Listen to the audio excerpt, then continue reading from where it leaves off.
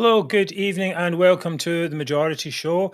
I'm your host, Mark Devlin, and this is Scotland's #1 anti-nationalist show, going out live on YouTube, Twitter, and Facebook.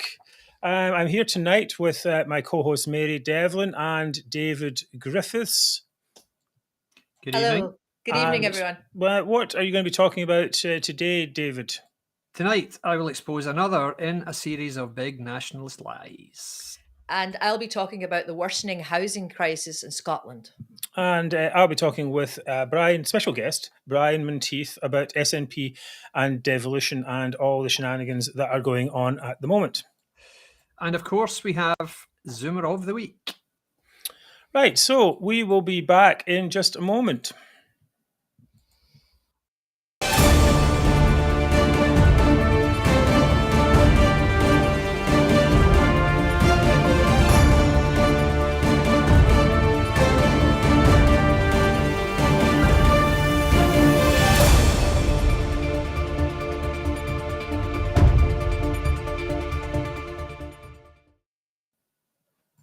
Welcome back. It's Majority Show, Scotland's #1 anti-nationalist show.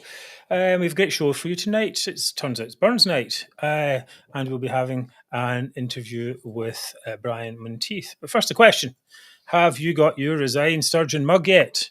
This is the question of the moment. These are ready and waiting to be sent to someone you love. And Valentine's Day is coming up very soon, so Indeed. problem solved. Oh, that's it, yes. Or you can send it to someone you hate as well. For a laugh, why not? They're coming out of they're selling a lot of these are quite good. Anyway, each one you buy will help us on our way by giving a little bit of money to the show as well. That's great. Mary. And we'd like to thank our friends at UK Union Voice and United Against Separation for supporting the show by letting us broadcast directly to their Facebook pages, from where I know a lot of you are watching right now. So welcome. Indeed. And please remember to subscribe on YouTube for alerts, because once we get to 1,000 subscribers, we get a lot more exposure due to YouTube's algorithm. So we're closing in on 700 now, so please keep subscribing. And wherever you are, please like, share, comment, tell friends. That's the most important point. And extend our reach with the click of a button or with your own voice. And as usual, I'll be handling the comments tonight. So please keep them short, and I will try to get as many up on screen as I can. Thank you. Right, so coming up, Mary's going to be talking about the worsening housing crisis in Scotland. Dave is going to be talking about the SNP and democracy. Yep. And in a moment, we're just going to be talking with Brian Monteith. So back in a second.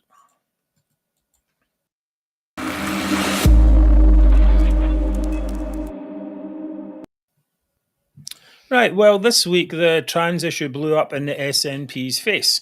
Trans rights campaigners calling for violence against their opponents, all caused by Nicola Sturgeon, using them as constitutional pawns.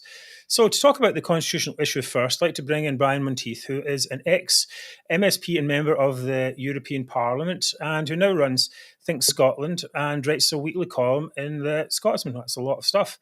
Mm-hmm. And if you have any questions for him based on our chat, please add them to the comments and Mary will select them. I'll just warn you, we did have some technical issues with this earlier, and we may have to cut it short. If that happens, we will do another interview with him and put that out separately. But we'll give it a go anyway and see how we get on. Hey, so here is Brian. Hi, how are you today? I'm very good. Looking forward to my Burns supper tonight. Yes. And will you be reciting any poetry? Absolutely not. I always forget the words, normally because I've already imbibed too much beforehand. Right. Well, I mean, that's a occupational hazard of these things as well. I'm going to try and get you onto a different view, perhaps here. Maybe let's try this one. Okay, let's try that. Put us at the top, you guys at the bottom. Right. Okay. So you've written a number of articles recently about what the SNP are doing, and where are we? I've found my spot. Oh yeah, a couple of weeks ago you wrote an article asking Rishi Sunak to invoke Section 35, which he has now done. Why do you think that order why did you think at that time that order had to be made? Well, there was a deadline that was facing UK government that week that I wrote, and I felt it important because I didn't see much evidence of it. Somebody had to actually be saying in the media some of the reasons for invoking Section 35 and why it was actually necessary. Politicians take a great deal of notice of media and decisions. I think it's important that people support certain actions or interventions do put the pressure on politicians. I'm not saying I think it is necessary for people to tweet, people to out in the streets, people to write articles or particularly write letters to the media, so that the politicians can put their finger in the air and gauge public opinion, not rely solely on polling, and to lay those reasons out, which were essentially constitutional, because it was clearly going to be a great outrage, an affront to democracy and all the normal attacks that we might expect in SNP.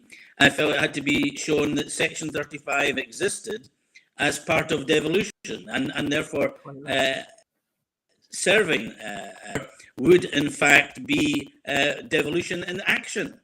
It would not be a power grab. It would not be taking devolution away. It would be dealing with devolution in the way it was meant. So, well, I mean, what do you think of the claims that invoking Section 35 damages devolution? Well, that is to misunderstand devolution. Devolution is the devolving, the passing on of decision-making to a different tier of government. But it is still within the United Kingdom. And that was made particularly clear by Donald George during the debates when he, Secretary of State for Scotland, moved the devolution bill in 1998. And what they were doing was laying out the grounds for how it would operate. And Section 35 was put there to ensure that were there any conflicts in law, this doesn't mean that the bill isn't properly discussed, debated and passed, but were the politicians to ignore or miss the fact that there was an overlap, then a Section 35 order could be made to prevent it becoming law by receiving royalty. And were there to be a dispute, then that dispute could be settled in courts, which is now what is likely to happen. Now, this scenario wasn't particularly expected when the legislation was drawn up. I think Labour, to be fair, rather thought they'd pretty much be in power in Scotland, if they're not even in power in the UK Parliament. But here we are, some 15 years or so with the SNP in power, and lo and behold, a bill has finally come forward that does clash, it is claimed by the UK government, I think correct, with existing UK legislation. And so it was necessary.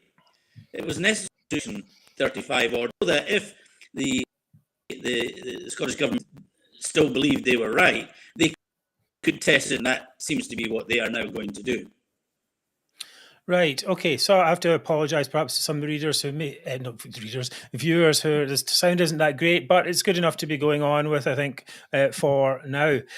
So, Brian, don't you think that the best course of action really, though, is for Sturgeon to not fight this and actually to make amendments to the bill? And just that would help trans people rather than getting a bill just shot down by the courts. Well, you've hit on a particularly important issue, the claim that the bill is there to actually help trans people and their rights. I think that's a fallacy. I think myself personally that this has been in the making, and to bring about a grievance, to bring about a constitutional conflict that the SNP and the Greens can go to war on. They see it as a hill to die. It's purely intentional. And why do I say that? Well, very simply, because on announcements from the UN, from the Equalities Minister in the government, from the Equalities and Human Rights Commission in the UK, made clear that there were problems with the SNP bill, and it would be better to not proceed unless these problems were sorted and ironed out. But of course, the SNP rushed the bill. They didn't even just, take it gently. They rushed it through before Christmas. I think basically they needed to accelerate it, to deflect away from the fact that be able to deliver their referendum in 2023 as promised. And this is now giving them a new battleground to fight on. Okay, yeah, I think that's pretty much true. Now, how do you think Anna Sarwar and Scottish Labour come out of this? Well, I think both of the main opposition parties, the Conservatives and the Labour Party, have come out badly from this. Of course, the Liberal Democrats had a 3-line whip supporting this bill. But the clear thing is that the bill would not have gone through had Labour, for instance, in the main and opposed it. A number of Conservatives were allowed to vote in favour of it, but Labour whipped their members to support it, even though a number of people like Jackie Bailey put up cogent argument in regard to some of its clauses. It's fair that legislators should actually discuss the merits of the law as presented to them. That's important. But when amendments are put that are ruled out, not accepted by the government, which seem perfectly sensible to most people, such as creases or obstacles in the procedure of gaining a transfer of gender to those that are on the sex register, one might think that's an obvious security issue that the government would say, yes, we should accept this. But when they did not accept those Labour amendments and Conservative amendments, that was the opportunity for Anna Sarwar to say, we've offered our support in principle for reform to help trans people, but we cannot see rights of people overruled and safety put at risk of women and children in their ways, and therefore we will withdraw our support in principle. That was his opportunity to withdraw support while saying he supported reform. And I think Labour let itself down badly by not doing that. Yeah, so I think that's pretty much the agreement. I think we would, from most of us, I guess, on this panel. Finally, how do you see this issue playing out, though, from now? Well, I think obviously it looks likely it will go to court, and the likelihood is, but nothing's ever certain in court, but the likelihood is from various justices or ex-justices that have been commenting, a very strong case for the UK government, and the Scottish government is likely to lose. Nothing is certain. There could be some aspect of law that where they might actually pull it off and win. But if that is the case, then I think it may reverberate in the polls. I would just add one thing, though. We've just seen, even just in the last few days, an example of a man, and I say a man, being convicted of 2 cases of. He was a man when he carried out these acts, but he's since sought gender change and himself as a woman. And having been convicted, is now about to serve his sentence in Cornton Vale when that's announced. He's there in remand at the moment. But the point is, this is already happening under current law before this new law is brought in. And what we see is the prison service actually getting ahead of itself and putting someone who is claiming to be into a women's prison amongst many women who will be vulnerable when this person's convicted of male rape of a woman. We can see that there's a great deal that needs sorted here, irrespective of this GRR bill. We need to see the justice system changed as well. Okay, I think that's great. So thank you for taking the time to join with us today. We will talk to you again, maybe when more information comes out. But let's enjoy your burn supper, your haggis, I guess. And my haggis, my dram, yeah, I've done my best. Yes, Your neeps and exactly. tatties. All right, take care and have a good night. We'll see you later. Great to see you, Brian. Thank Happy to you. help. Great show. Thank you. Thank you. Right. Well, apologies for the sound, but I think we got pretty much all of that. Yeah, we could hear what Brian Yeah, was it was saying. okay, and I'll try and fix it up when I post it onto later onto YouTube and so on as well, using amazing new artificial intelligence tools. But okay, so David, do you have anything to just say on what Brian was saying? Well, only that I agree wholeheartedly, and I'm going to go through a lot of the stuff in a tiny bit more depth when I come on to my piece there. I mean, he's quite right in as much as it's the predictable reaction from the SNP government to something that is entirely legitimate and is entirely in order, if you like, and the reaction is so telling. It's clear that they were just looking for an excuse to provoke some sort of unrest and some sort of unhappiness, and really to use this and to use these people, trans people, as political pawns and as if you like pawns in a culture war. It really is so low. It's such dreadful politics. It's awful. Well, so, but I mean, she has form on this of using people as pawns for her whatever, just in her war of independence, as it were. I mean, she this time she's using trans people. She used Remainers, right? She's used. There are many people who voted to not remain. Yeah, you wanted to remain in the. Remain in the EU, but who don't want independence. But she's claimed all of them as people who want to leave the UK as well. And then people who voted her, but who didn't vote for independence. We talked about that last week. A vote for me isn't a vote for independence. Next day she turns around and she does that. And it says here just children, but co-opting children in various ways. Well, I mean, Nicola Sturgeon, well, not just Nicola, the SNP and the Greens, they don't have much competence in drafting laws, do they? No, absolutely so not. I think we might see a lot more Section 35s. And I wonder why it didn't use a Section 35 before on the hate crime bill. Oh, that's a very good point there, Mary. I come up with them now and again. Yeah. Right. Okay. That's what you pay me the big bucks for, Mark. Well, that is a good point, though. Why wasn't it used in the hate crime bill, which is now out there as well? But what happens when people who she divides get angry with each other? It's a bit like that cartoon, isn't it, where the king says, "Oh, they're coming for me now," and the advisor says, "Well, sell this bunch torches and sell that bunch pitchforks and let them go at each other."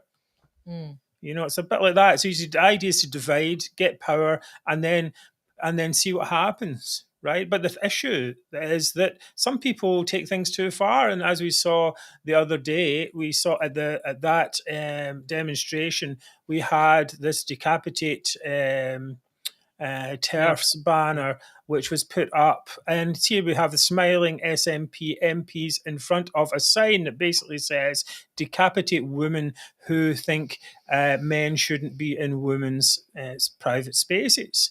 And I think whatever you think of the debate, even what side you're on, that's not the way we should have debate, is calling for how to kill someone on the other side. That seems to be very, very extreme.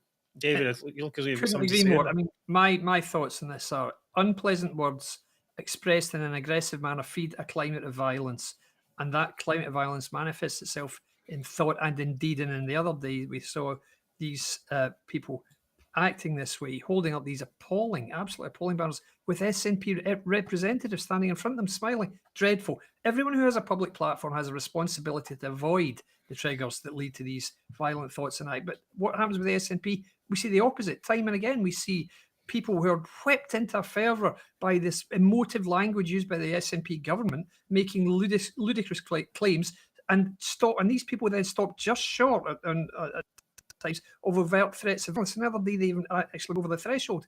And you've got to lay the blame for this at the First Minister's door, because she may not be at fault for all these banners, but she's very much responsible for the climate that creates them all. Now, I read somebody yesterday, a journalist, saying when you look back at Nicola Sturgeon's historical legacy, it's going to be a cardboard baby box, and that's about it. But I would disagree. I think her legacy is going to be a bitterly divided, violent Scotland, to which her only telling contribution was allowing violent male rapists to serve their sentences in women's prisons. What a legacy, my God. Well, I think that's perhaps indicative, but there is that issue, I think, of political violence in general. It's very easy to say you hate someone or whatever it is, and then to go to go beyond words. I mean, I've seen a fairly well-known political commentator say, okay, that if they're fascists, it's fair enough to punch them in the face. And you're like, well, who's defining if they're fascists or not? Absolutely right. Are we fascists? We're not fascists, but he might call us fascists. Then you're walking down the street, punches you in the face. You're like, and he goes, "Oh, that's great because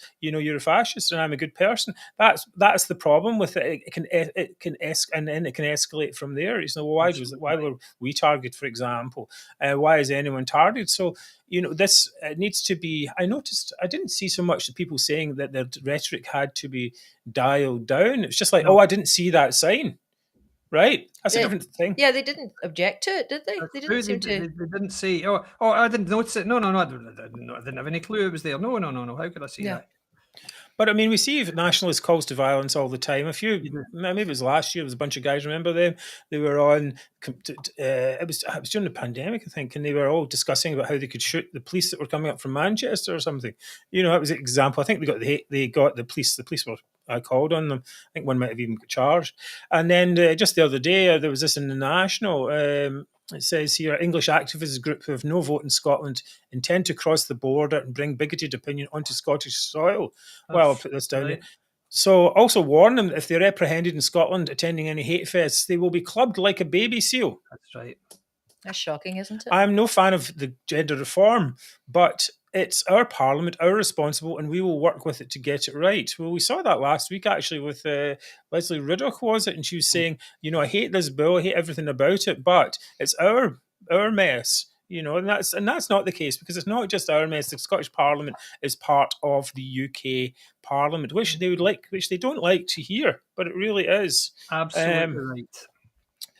And I think, as you say, David, I think any politician who ignores these signs, who stands up and applauds the people who are making them, and who fosters division, they have to be held accountable for what happens next. 100%. And you can't. I've said this many times as well. You can't say to them, "All right, do you give them the opportunity to distance themselves from it?" You say, "Oh, what do you think of this sign? It's terrible, isn't it?" It's like, no. It's like, you made this sign. Basically you did. You put the conditions in place that made it so that a person could write in the national newspaper that their opponents could be clubbed like baby seals. That these politicians make that happen. And I mean, could you see? I don't think you could see Keir Starmer or Rishi Sunak doing that. I don't think it's not like that. I mean, some people do hate Tories with a passion and so on, but it's not a thing they do. As they're part of their personality. I think Nicola Sturgeon puts this division as part of her personality and then tries to walk away from it. I don't think it's right. Quite. I don't think. Indeed. Right. Okay. We've got some comments here. They've been. Go ahead, we've got Tommy says they've been creating division and violence for years. The murder of Joe Cox was blamed on far-right nationalism, SNP or loony nationalism. That's very true as well. And dangerous times in Scotland. Well, that was a thing I did mention before we go on to the next one, is that nationalism and violence are always been linked.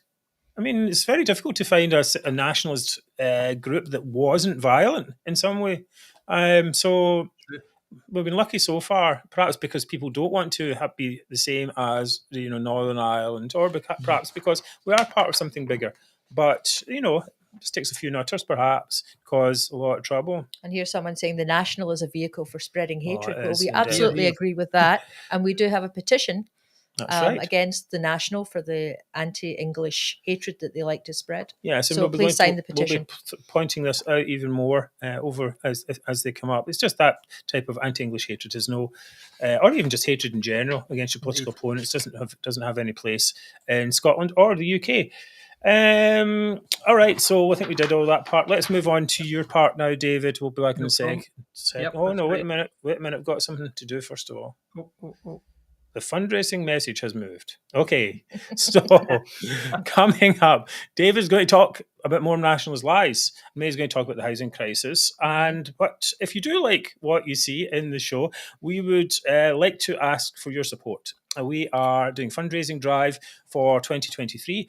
A majority is here to amplify your voice. Do you get this type of content anywhere else? I think the answer is no. If you like it, please support it. We would really love you to just put in what you can. No times are tough. A $5 a month would be perfect, or one-time donation would be great. So thank you to everyone who has donated in the past as well. Right, coming up, David is going to be on.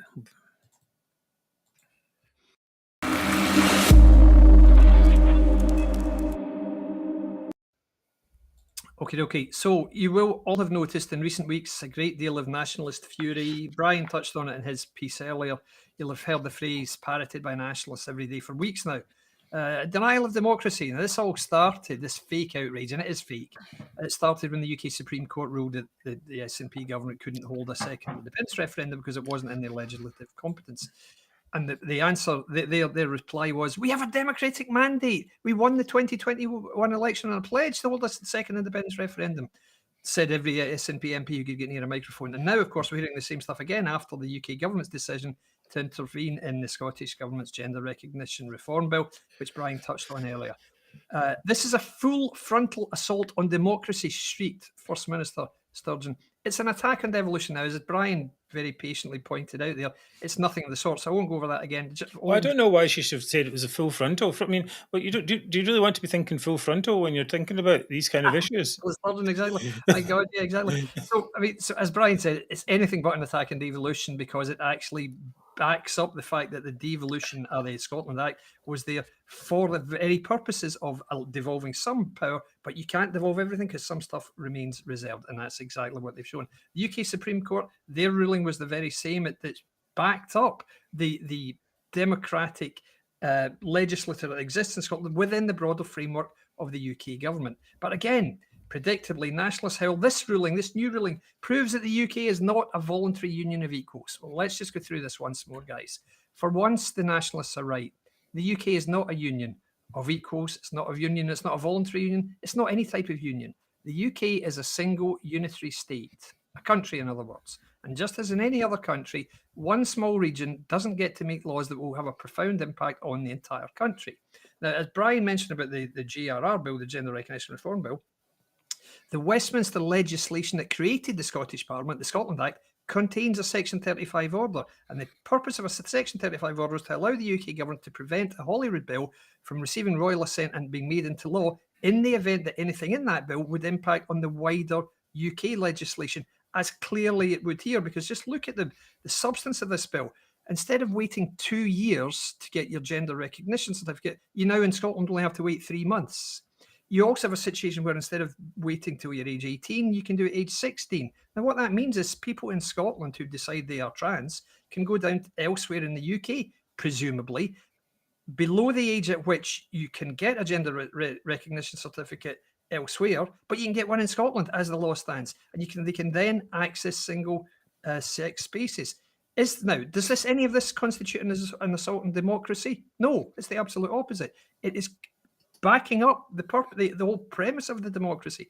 Is it an attack on devolution? Not at all. It's quite literally the practical application of the very UK legislation that passed the devolution settlement and allowed the Scottish Parliament to exist. So when you hear these which the SNP voted for, by the way. 100%. So when you hear these moans, understand that this is not the SNP moaning about democracy. This is their idea of democracy, which is we want to do whatever we want because we said so. Doesn't matter what the law says. If you try to impose a law on us, then you're being anti-democratic. Well, that's not democracy, guys. That's dictatorship. And yes, that's very true. Exactly what they want to impose in Scotland. It's never going to happen. Not in Scotland, not anywhere else in the UK. So please bear it in mind, guys. The reason I dismantle and break apart these lies is because they're repeated constantly. And it was repeated today on Politics Live by David Linden, the SNP MP. Yes, it's an assault on democracy. And the commentator doesn't even pull him up for it. Luckily, we do. So reject it out of hand, guys. These moans and claims are totally untrue, exactly as Brian said. Yeah, I mean, it's just this idea that they've been given these powers, and instead of using them to help people, what they're using them is to make grievance all the time. Yeah, yeah. And it seems like this ridiculous idea that democracy is being denied, as you said quite rightly. It's a very simple thing. The majority of Scots voted for Scotland to remain as part of the UK, which is a region of the UK, That's right. and therefore UK rules apply. That's the thing, and I don't understand. It's a good point Mary made earlier. It's why was the hate crime bill not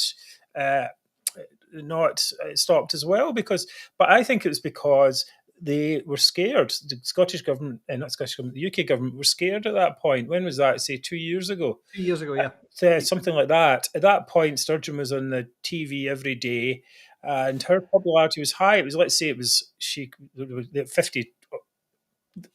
52, 53 kind of in the pool, right? So perhaps they figured that if this democracy denial nonsense started then, it could boost it up to 60%, which would make it hard. And that might have been the case at that point. People were quite positive in Sturgeon, right? She's getting us through the pandemic. Isn't she so much better than Boris?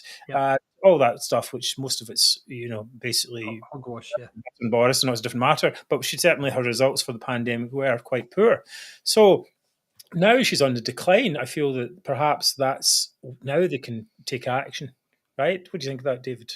Yeah, I think that's true. I think there has definitely been a reluctance to, if you like, confront Sturgeon. No doubt. UK commentators are very, very meal standing up to her. Never see the same type of opprobrium, if you like, levelled at it. You never see that really tough questioning that you always see. You saw Colin Mackay doing it to Rishi Sunak last week, that talking over him and being very, very aggressive. No, I don't think they should do that. I know, but they don't. They seldom do that. We were talking with someone yesterday actually who was saying exactly the same thing. Scottish media is very poor. Poor at talking to Nicola Sturgeon, and UK media is even worse because they like to use her for sound bites, as we talk all the time. They use her for sound bites against whoever the leading Tory is of the day. In fact, and against Labour. All that does, though, is give her even more of a platform.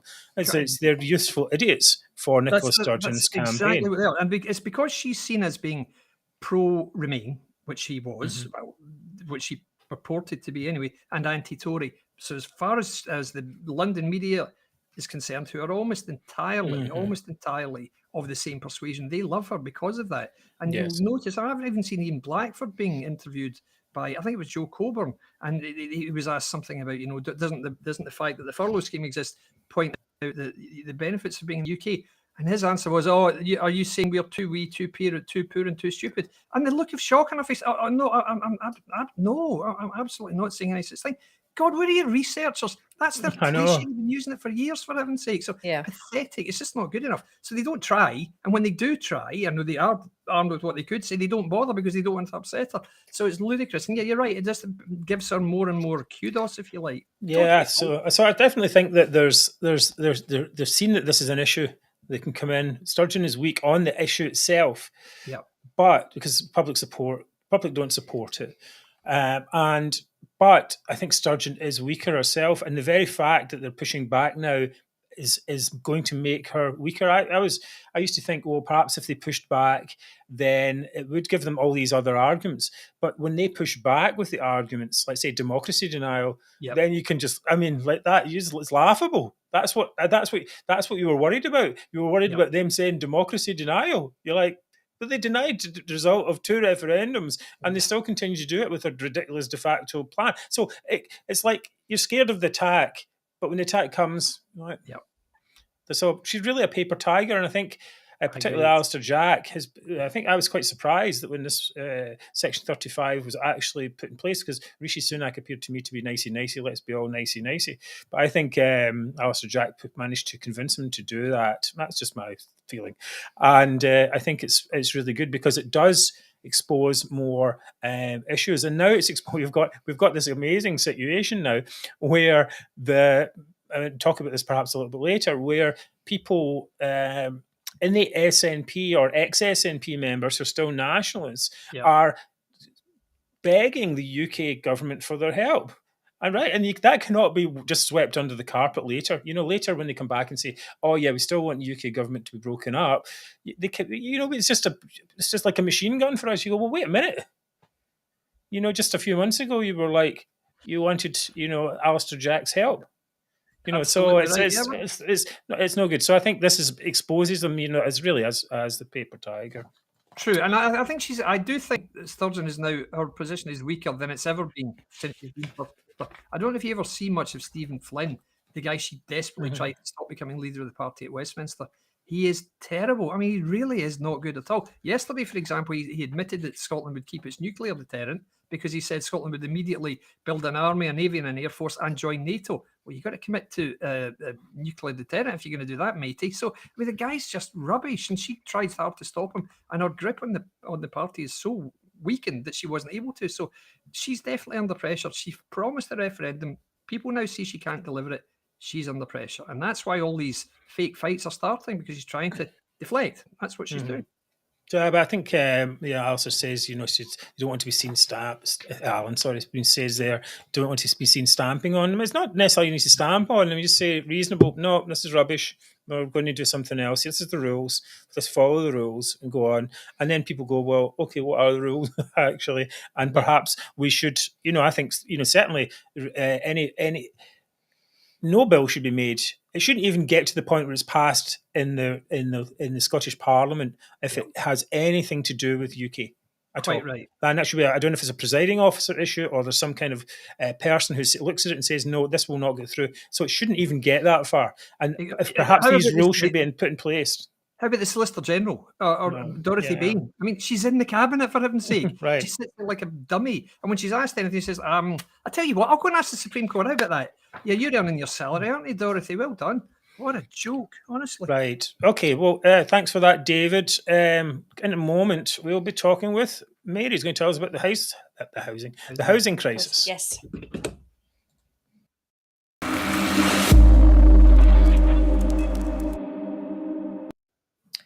Well, as you know, guys, the housing crisis is something that I talked about a few months ago, especially regards the Greens and all the stupid things that they bring in. But tonight, I just wanted to talk about it a little bit more because, we predicted that there was going to be a housing crisis, and it's actually happening, and it's getting worse due to the Scottish Government's neglect, ineptitude, and basically their meddling as well. So today, well, not today, but recently, the Scottish Government's figures have come out. There are 47,000 homeless people in Scotland and another 21,000 households living in temporary accommodation. And within these numbers, we've got over 600 armed forces veterans who are homeless and more than 24,000 disabled people. Wow. I mean, the numbers are quite shocking, aren't they? Terrible. Terrible, ridiculous. Very terrible. Now, so thankfully, I'm not entirely sure whether it happened, but the Scottish Conservatives today they were scheduled to raise the issue in Holyrood, and they're calling it a perfect storm. And they're calling on the Housing Minister, Shona Robison, to declare a national emergency. Now, the Conservatives are saying that there are 330,000 Scots on the social housing waiting lists. I've worked that out with my calculator, and I think that's about 7% of the population are on social housing waiting lists. Wow. So they're waiting to maybe move house, get the houses they need or something like that. And of these 330,000 people on there, 1/3 of them are children. So it's 100,000 Scottish children. And yesterday, Sky News reported that children as young as 3 are queuing at night for food from a soup kitchen in Glasgow. Yeah, it's terrible. Isn't that? I mean, this is January. Wow. Kids 3 should be wrapped up in their beds after having had a nice dinner, and put to their, safely to bed in the houses, and they've got them queuing up at soup kitchens in Glasgow. It's absolutely shocking. So, I mean, basically what's going on here is we've got rising rates of homelessness, especially these vulnerable groups, the disabled and veterans are being effective. And then the Scottish Government's failure to reach house building targets and the impact of budget cuts and rent controls as well. So the SNP have failed to meet their own targets to build 50,000 affordable homes on time. And John Swinney has just cut the housing budget by £170 million this year. Right. Unbelievable. And of course, added to that, Mary, who's the one section of society they target most with opposition? Private landlords. With all this massive list of people waiting for houses, and they're saying, "Oh, private landlords are evil; they do no good." Yeah. What's your idea then, guys? If it's not going to, if you're not going to build them yourselves, and you're not going to let private landlords let flats and houses to people, where are they going to live? Seriously. I mean, we've talked about that before. I think from last October to this April, they came up with the idea. The Greens. Now, the Greens are behind a lot of this. Yes. So they basically put a rent freeze. So landlords were not allowed to put up the rents because of the cost of living crisis. But I mean, how are landlords supposed to cope if inflation's at 11% or 15% or whatever it's at? But they're only, they're not allowed to put up the rent. So now they're saying, I think Patrick Harvey announced yesterday, he's saying that they can put up rents after, I think it's after April, but it's only going to be 3%. But that doesn't come anywhere near the rate of inflation. Isn't there some kind of isn't there some kind of private initiative to take them to court over this? Because surely it's an issue against the free market or something like that. I know that they are being taken to court, but I mean, how long is that going to take to play out? Well, I don't know how quickly. You should really get an injunction and something like that. One would think, and just say, well, you're interfering too much in the private market. I mean, it's just this continuous meddling that goes on all the time. I mean, they don't seem to realise that, being a landlord is a business. Quite. And it has to be run at a business. You have to make a profit. If you're not going to make a profit, then you're not going to do it. And, the Conservatives are saying today it's a perfect storm because, they're doing all of these things. They're, putting the rent freeze. They're doing the eviction ban is another thing for landlords. You're not allowed to evict. So even if your tenants don't pay the rent, if they trash the place, whatever they do, you're not allowed to evict them. Yeah, well, Ian, he says here, I can't afford to carry renting property for only 3%. Exactly. So, I mean, it's not a matter of, they seem to have this idea that landlords are evil people who are trying to scam everyone out all the time. I don't think it really is like that. Perhaps there may be some landlords who are poor landlords, but that can be dealt with other forms of regulation. And absolutely right. And checks and tests and so on, right? It doesn't mean you have to attack the whole market. This is the problem with these people. They're so immature and they have no idea of how the real world works, that they think, oh, we can just do this, a rent freeze, or we can just ban cars from the city centre, or we can just do something like that. They're ideologues. They live in a kind of utopian paradise that doesn't have anything to do with real people. And real people then go like, but if you don't let me raise the rent, I can't and improve my property. I can't get more properties on, and it affects all these people, and it ultimately ends up with more people homeless or people desperate for houses. Look at Ireland. 300 people looking for one rental property because the market's so controlled. So they just don't have any of these ideas, and we need to always fight back against them because they'll just roll over us with nonsense, utter nonsense. Well, and at this time of we're in the middle of a crisis, and then desperately need all these, well, the SNP have said they're going to build 50,000 homes, but which they're not doing. And we desperately need all these new homes. Then they do all these types of policies. And then you've got someone like Lord Haughey, and when he announced a few months ago that he's put his plans on hold. Now, he was ready to spend £1 billion on 11,000 affordable homes, which would have been a good part of the target that the SNP were trying to reach. But then they brought in the rent freeze and the eviction ban and so on, and he's put the whole thing on hold. And he's not the only one. Other developers have done the same thing. So we're not seeing any part of the equation that the government are helping with. They're just making things worse. Well, it's part of this whole thing. I mean, this is the thing. And then you get, I don't know how many people in SNP are complaining about it, but this is the thing. If you vote for people at the SNP, and then because they want independence, and then they put in the Greens so that they can get the referendum bill through. Well, what do you expect is going to happen? You get two extremist ministers in there. You have to keep the Greens on side all the time. Patrick Harvey is the de facto, leader of the SNP, right? Because it's just there's a gender bill, this type of landlord stuff, It's all coming directly from them, and they get no votes. Mary, you give more votes than Lorna Slater in the election, right? I did. Yep. So did it's- David. As did I. I did indeed. Yep. Right. So but And she's a minister. no, I'll be talking about her later, by the way. right. Good. Okay. It really is terrible. Well, It's like you say, Mark, it's classic whack-a-mole strategy. They deal with one thing here and hammer it down, and 5 other things come up. Like, as I said last week, minimum unit alcohol pricing. They implement that, and another what one. happens? Drug usage and drug deaths rocket. Nobody is looking at anything across the piece. Somebody said here they've got no business acumen. Quite right. There is no private sector business acumen in Holyrood at all. Certainly not in the government. Certainly not among the SNP or reason. Why? Because they're all straight out into university or straight into councils and then into Parliament. It's a joke. They don't understand the basic idea that businesses work in an ecosystem. Well, they've never worked in business. That's why. Being Greens, then you think that they would understand how nature, how the world works. Well, businesses work the same way. It's like if you whack one thing, like in nature, if you said, "Oh, I know what we'll do. We'll get rid of bugs because bugs are annoying."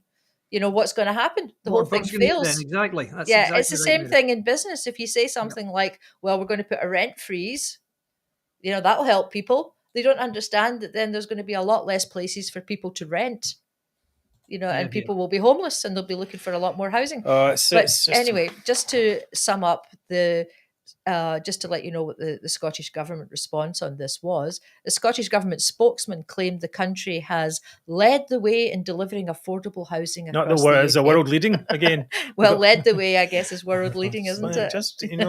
No. Stop that. I mean, it really is. It's like the Truth Ministry, isn't it? It's shocking. It really is terrible. They're leading the way with affordable housing. It's like, well, why do we have hundreds of thousands of people on the housing list and 47,000 and it's a real shame for people. Homeless? I mean, it's terrible, really. It's nothing worse. Nothing worse than being not having a home and not being able to get somewhere. We came back to Glasgow. It was after being many years overseas, we didn't have anywhere to stay. I had to stay with relatives. I had to bum around for a while. It's very unsettling. It's not good. I'm not saying that our situation is no, ours. We stayed with family. We know what it's like, though. It's like to be unsettled and not have a place.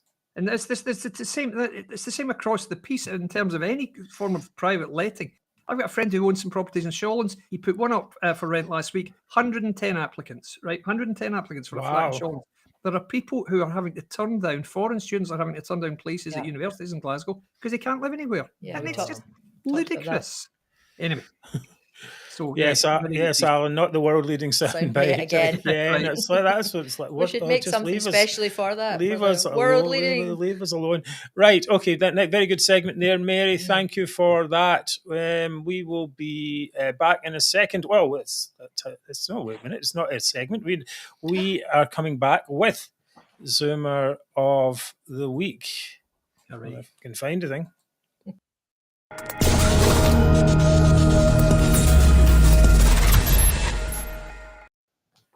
Right. Okay. First up this week. Okay, I have a strong candidate this week, guys. My Zoomer of the Week is Scottish Liberal Democrat Party leader Alex Cole-Hamilton. Oh, no.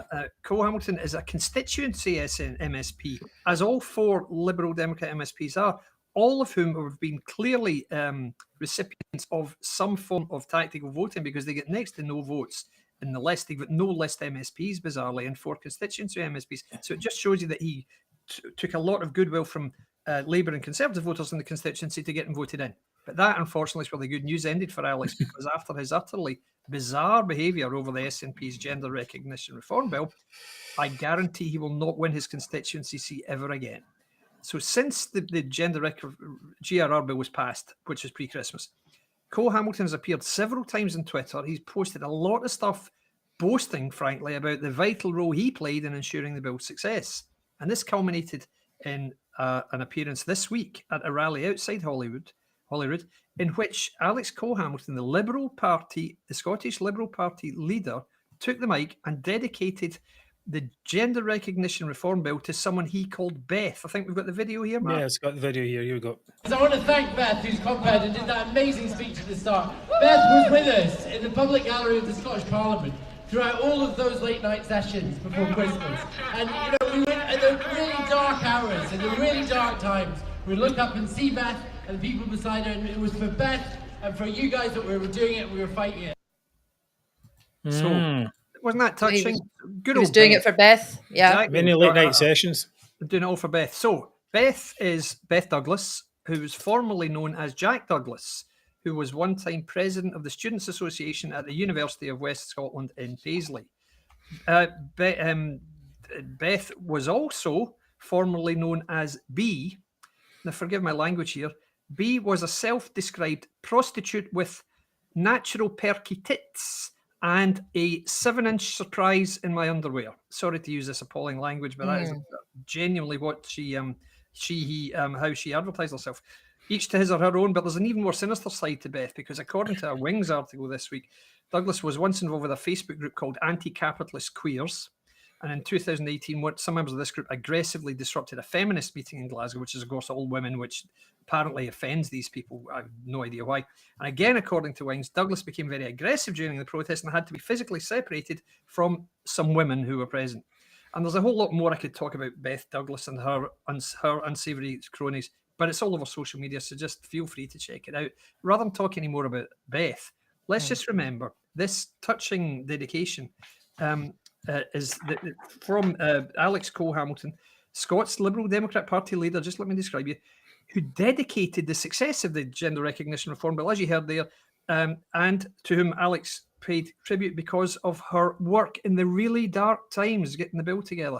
So the lack of judgment here being demonstrated by a frontline politician is absolutely staggering. He seems totally unaware of how out of step he is with the majority of Scots, all of whom are absolutely horrified at this bill, but not just with his backing the bill, but with his public grandstanding about his part in playing it. So, Alex, you've just ended your career. This has been your Gerald Ratner moment. You have finished in Scottish politics, genuinely. Yeah, I think it's very difficult to recover from. I mean, it's basically it's more than guilt by association. It's participation, right? That's the thing about it. You're participating with people who have been violent, who want to do violence against women, who post it on social media, pictures of themselves threatening women, and you think, okay, I passed a law on this person's behalf. You're like, wait a minute, that's not what we should be doing. And it's not clever politically. It's not clever in any way, and they know as well. But Lib Dems are a bit strange bunch on this. I think they are the ones who are most positive on the gender reform bill itself, as far as I remember. So it could play perhaps to his to his base, but his base isn't big enough to get him into the next stage. I think. I mean, you just look at the voting, the numbers for Lib Dems. There's no way he's going to get numbers from other votes. Other party voters in the future, not a chance. I guarantee it. So well done, mate. Okay, and I think the black gloves didn't help either. I mean, to be honest, it's a bit of a supervillain vibe there. Well, Elizabeth says he's coming over as a bit creepy. Yeah. So, right. Oh, it's a good candidate there, David. Coming up to Mary. Yay.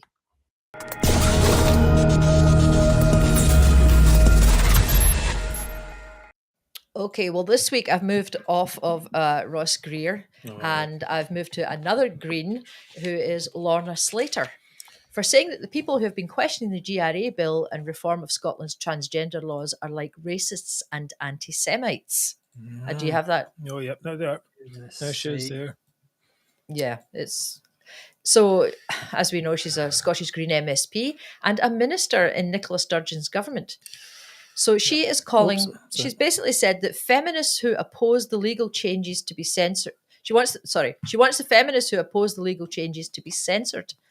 After she's making these claims of what she calls false balance is being introduced. She said, the BBC only recently stopped putting on climate deniers because they required balance. We wouldn't put balance on the question of racism or anti-Semitism, but we allow this fictional notion of balance when it comes to anti-trans views. The whole thing is disgusting. Yeah. That's what Lorna's got to say. I love this bit about the fictional notice of balance when it comes to anti-trans views. So basically, if you have an anti-trans, nobody's got anti-trans views. No. As I understand it, women are standing up and saying, what about the safety of women and girls? Which is a very different thing.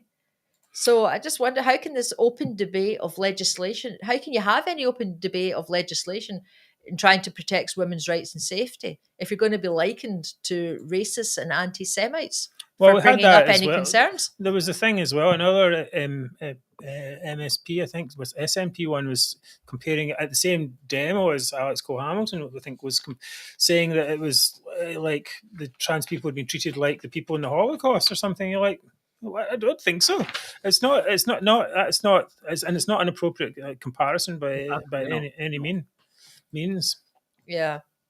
So Susan Smith for Women Scotland said Slater's comments would be considered a call for the censorship and suppression of political opponents. So basically, you're not allowed to stand up and say anything against anything that they're proposing. Yeah, I mean, that's the way they would like it, of course. Exactly right. They just, I mean, they try and shout you down and say, well, you know, if you're, and that's what we talked about earlier. If you're against this trans law, you don't like trans people. That's not true at all. And it's there are many trans people who don't like this law as well. They don't think it's appropriate.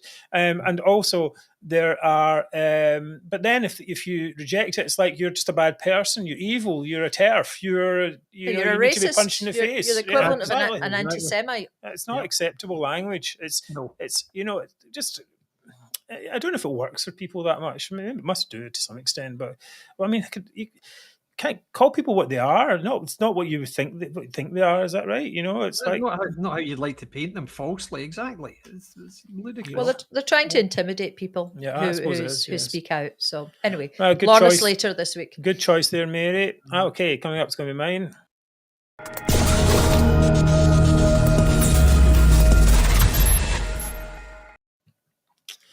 Right. Okay. So my Zoomer of the week is Wings Over Scotland. Now, some of you may say that the Reverend Stu is doing a great job exposing trans extremism in Scotland, and he's also a Sturgeon hater. You know, what's not to like? But let's remember, this is the guy who got his followers to vote for Sturgeon's SNP for years, and who now seems to think that Sturgeon's laws are nothing to do with him, and who now wants the UK government to save him from the laws made by the people he supported all those years. So we brought this up against him, or I brought it up against him on Twitter, and he accused me of being an idiot and blocked me. And I said, well, you know. And Mark, you didn't sleep all that night worrying about it. I don't really care that much about it. But I'm here to say, well, I'm not an idiot because I didn't vote for Sturgeon. None of us voted for Sturgeon. We didn't vote for the SNP for years. Nope. We didn't vote for incompetent authoritarians to make laws that, you know, are incompetent and authoritarian. And we didn't create the conditions where the SNP would invite the Greens into ministerial roles so they could get a referendum bill passed. And we aren't asking the UK government, a Tory government, to save us from the people we voted in. And we won't turn around in a few months and it's after that same government saves us and then try and break it up. You know, and then on top of all that, you know, we won't get Alex Salmond to save us. I mean, really, come on. And we won't indulge in desperate schemes that Wings comes up with almost every week. You know, the de facto referendum came from him, and it's just utter nonsense. Yeah. And, you know, and the cheek to call us idiots after all that laundry list of complete and utter idiocy, foolishness, and lies. No, I don't think so. I don't think so at all. Quite right. Okay. No, we're not. But here it is. Okay. He's not the hero. He's the cause. True. Right. Okay. So I get to decide. This week. I haven't decided for a while. Now, Lorna Slater, I don't know about her. She's just a nutter, and she has no place in government. She certainly has no place in a ministerial role. No Greens have any place in government. They're not in government a tiny percentage of voters anyway. She should not be there at all. Alex Cole-Hamilton, he signed his own death warrant with wearing black gloves, I suppose, at that meeting, and I suppose he deserves what he gets. But I have to give it to Reverend Stu Campbell of Wings Over Scotland for just having the audacity to try and claim that these problems that have all been caused by his support for nationalism over the years are somehow not to do with him and trying to portray himself as the hero of the situation. It's sickening and it's stupid. We can't wait. I can't personally wait until the de facto referendum is declared dud and the whole thing just crumbles. Yep. All right. Good choice, Mark. Thank you. So, well, It's deserving. Right. We will be back with another show on. So I turned the page too early. It's Wednesday, February the 1st. Yes. Okay. David, you're up. Oh, yeah. I'd like to say thank you to everyone at UK Union Voice and at United Against Separation, and, of course, the other pages that support the show. Thank you all very much. Much appreciated. And I already mentioned, if you can donate, that would be really great. And thank you all for your comments tonight, keeping me busy as usual. Thank you. Great. So we'll leave you with thought for the week from Rabbi himself. Be Britons still to Britain true, among ourselves united, for never but by British hands must British wrongs be righted. Well said, Rabbi. Yeah. Well done, Rabbi. And so that's a good night from me. Good night. I hope everyone has a great Burns night. Yes, and enjoy the night, everyone. It's a terrific day celebrating a genuine Scottish hero. Thanks for being with us, and we'll see you again next week. Thank you. Take care. Yes, guys. Bye-bye.